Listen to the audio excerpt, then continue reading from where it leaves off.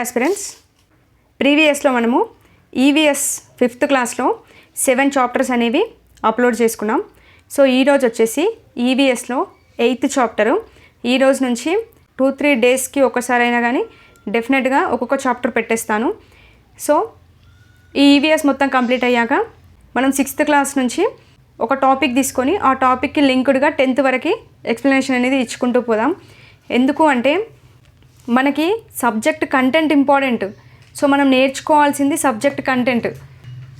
Previous papers analysis ఏంటి అంటే just bit అనేది ఏ విధంగా ఫ్రేమ్ అవుతుంది అనేది మనకి తెలుస్తుంది, ఒక క్లారిటీ వస్తుంది.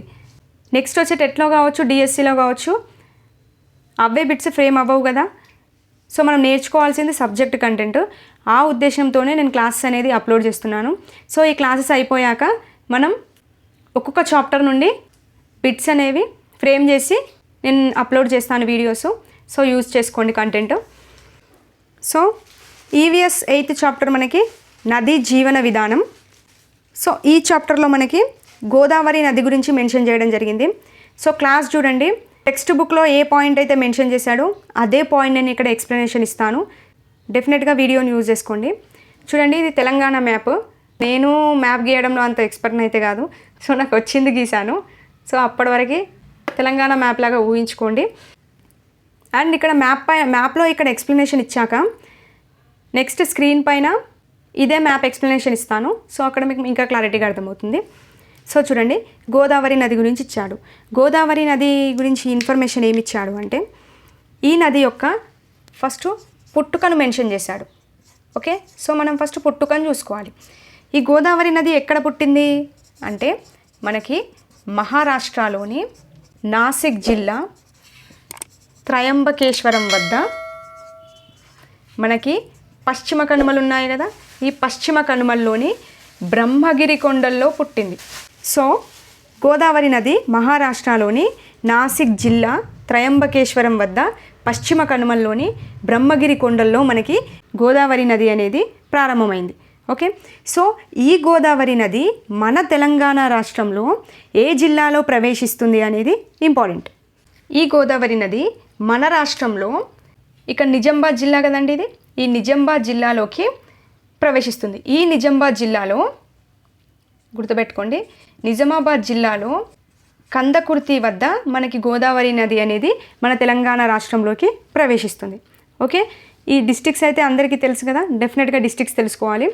ఆదిలాబాద్, కొమరంభీం, మంచిర్యాల, జయశంకర్, మూలుగు, భద్రాద్రి కొత్తగూడెం, ఖమ్మం, సూర్యాపేట్, నల్గొండ, నాగర్ కర్నూల్, వనపర్తి, జోగులాంబ, మహబూబ్ నగర్, వికారాబాద్, సంగారెడ్డి, కామారెడ్డి, నిజామాబాద్, నిర్మల్. ఓకే, ఇది Jagtial, next Peddapalli, next Rajanna Sircilla, Karimnagar, Warangal rural, Warangal urban, Mahabubabad, Jangaon, Sangareddy, Yadadri, Medak, Medchal, Hyderabad, Rangareddy. Okay, ఇది మన తెలంగాణ మ్యాప్. ఇందులో గోదావరి నది నిజామాబాద్ జిల్లాలోని కందుకుర్తి వద్ద మన రాష్ట్రంలోకి గోదావరి నది ప్రవేశిస్తుంది.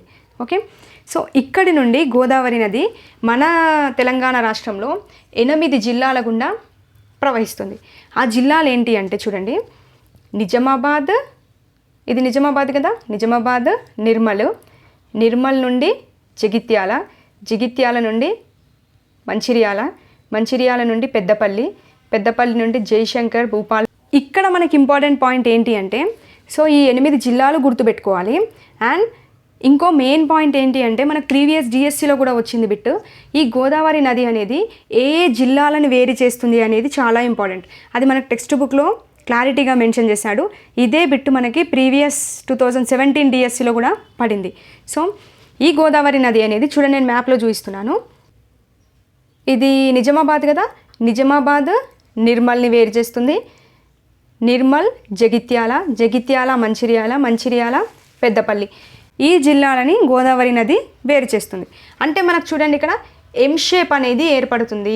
సో మనకి మ్యాప్ అనేది గుర్తుంటే ఈ ఎం షేప్ గుర్తుపెట్టుకుంటే ఈజీగా మనం ఆన్సర్ చేయొచ్చు. సో ఇక్కడ రాస్తున్నాను చూడండి, నిజామాబాద్ నిర్మల్ని వేరు చేస్తుంది, అండ్ నిర్మల్ జగిత్యాలని వేరు చేస్తుంది, అండ్ జగిత్యాల మంచిర్యాలని వేరు చేస్తుంది అండ్ మంచిర్యాల పెద్దపల్లిని వేరు చేయడం జరుగుతుంది. ఓకే, ఈ 4 చాలా ఇంపార్టెంట్, గుర్తుపెట్టుకోవాలి. ఇదే ప్రీవియస్ డిఎస్సి బిట్టు. సో డెఫినెట్గా నెక్స్ట్ డిఎస్సిలో వచ్చే ఛాన్స్ ఉంటుంది, గుర్తుపెట్టుకోండి. ఓకే, మనకు తర్వాత 3 పాయలుగా చీలిపోతుందండి. 3 పాయలుగా చీలిపోయి మన కింద ఆంధ్రప్రదేశ్ ఉంటుంది కదా. సో ఈ ఆంధ్రప్రదేశ్ రాష్ట్రంలోని తూర్పు గోదావరి జిల్లా అంతర్వేది యానాంల వద్ద మనకి బంగాళాఖాతంలోకి కలవడం జరుగుతుంది. క్లియర్? గోదావరి నది మన తెలంగాణలోకి ఎక్కడ ప్రవేశిస్తుంది, ఏ జిల్లాల గుండా పోతుంది, ఏ జిల్లాలను వేరు చేస్తుంది అనేది చాలా ఇంపార్టెంట్, గుర్తుపెట్టుకోండి. క్లియర్? ఈ గోదావరి నదిపై ఆనకట్టలు ఉన్నాయి. ఆ ఆనకట్టలు అనేవి చాలా ఇంపార్టెంట్, సో గుర్తుపెట్టుకోవాలి. ఈ గోదావరి నదిపై మొట్టమొదటిగా నిర్మించిన డ్యామ్ వచ్చేసి మనకి ఎక్కడ కనబడుతుంది అంటే గంగాపూర్ వద్ద మనకి గోదావరి నదిపై నిర్మించిన మొట్టమొదటి డ్యామ్ అనేది కనబడుతుంది. ఈ గంగాపూర్ డ్యామ్ అనేది నాసిక్ మరియు త్రయంబక్ ఈ పట్టణ ప్రజలకి తాగునీటిని అందిస్తుంది. ఓకే, ఏ డ్యాము? గంగాపూర్ డ్యామ్. ఈ గోదావరి నదిపై ఇంకేమైనా ఆనకట్టలు ఉన్నాయా అంటే ఇంకా 3 ఆనకట్టల నేమ్స్ ఇచ్చాడు చూడండి. ఒకటి జయక్వాడి ఆనకట్ట, నెక్స్ట్ శ్రీరామ్ సాగర్ ఆనకట్ట, నెక్స్ట్ ధవళేశ్వరం ఆనకట్ట. ఓకే, ఈ 3 ఆనకట్టలు కూడా మనకి గోదావరి నదిపైనే ఉన్నాయి. సో ఈ 3 నేమ్స్ గుర్తుపెట్టుకోవాలి. ఎందుకంటే ఈ శ్రీరామ్ సాగర్ ఆనకట్ట అనేది మనకి ఏ నదిపై నిర్మించారు అనేది previous TET bit. So Godavari నదిపై నిర్మించడం జరిగింది, ఈ బిట్ పడింది. ఓకే, ఇక్కడే మనకు చిన్న ఇన్ఫర్మేషన్ ఏమి ఇచ్చాడు అంటే దేవాదుల ఎత్తిపోతల పథకం గురించి ఇవ్వడం జరిగింది. సో ఈ దేవాదుల ఎత్తిపోతల పథకం అనేది మనకి ఏ జిల్లాలో కనిపిస్తుంది అంటే జయశంకర్ జిల్లాలో కనిపిస్తుంది. సో జిల్లా ఒకటి గుర్తుపెట్టుకోండి. ఓకే, నెక్స్ట్ ఇక్కడే మనకి ఇంకో చిన్న పాయింట్ మెన్షన్ చేశాడు. ఈ గోదావరి నది పరివాహక ప్రాంతం వచ్చేసి 3,12,812 చదరపు కిలోమీటర్ల మేర గోదావరి నది పరివాహక ప్రాంతం అనేది విస్తరించి ఉంది. సో ఇది భారతదేశ భూభాగంలోనే 10వ వంతుగా చెప్పవచ్చు. ఓకే, ఈ నెంబరింగ్ గుర్తుపెట్టుకోండి. అండ్ ఇది వచ్చేసి ఇంగ్లాండ్, ఐర్లాండ్ ఉంది కదా, ఈ ఇంగ్లాండ్, ఐర్లాండ్ దేశాల మొత్తం భూభాగం కన్నా ఈ గోదావరి నది పరివాహక ప్రాంతం అనేది ఎక్కువగా ఉంటుంది.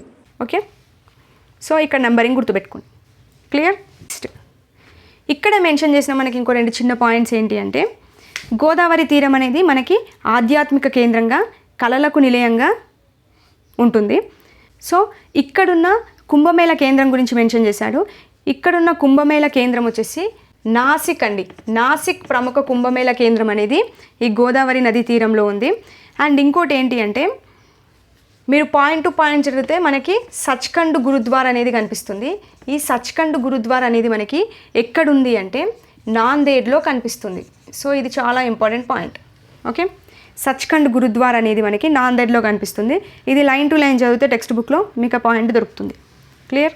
నెక్స్ట్ వచ్చేసి బాసర గురించి మెన్షన్ చేశాడు. బాసరలో ఉన్న జ్ఞాన సరస్వతి దేవాలయం గురించి. భారతదేశంలో 2 సరస్వతి దేవాలయాలు ఉన్నాయి. అందులో మొట్టమొదటి సరస్వతి దేవాలయం వచ్చేసి మనకి కాశ్మీర్లో కనబడుతుందండి.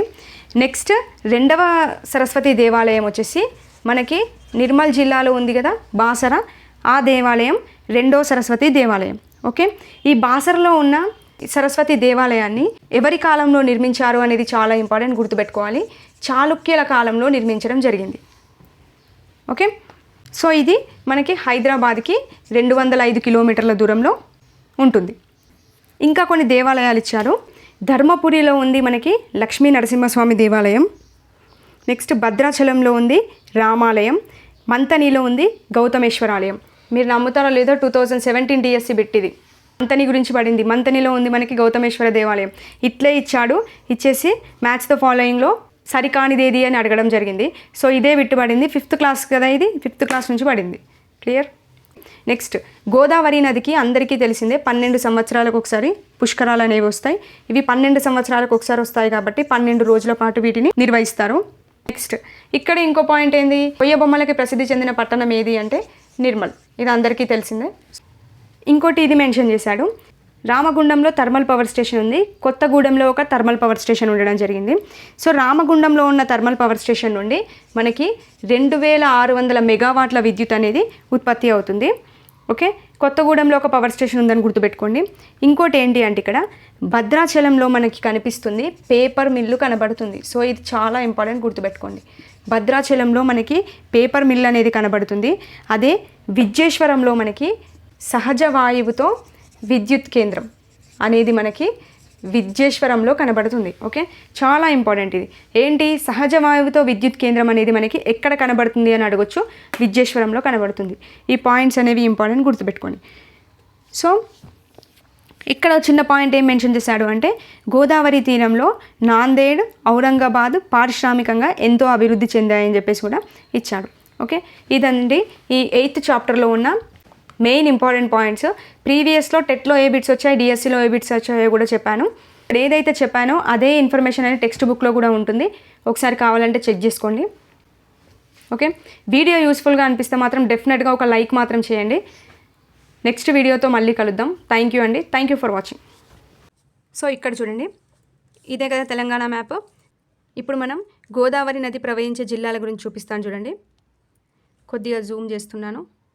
ఏ జిల్లాలను వేరు చేస్తుంది?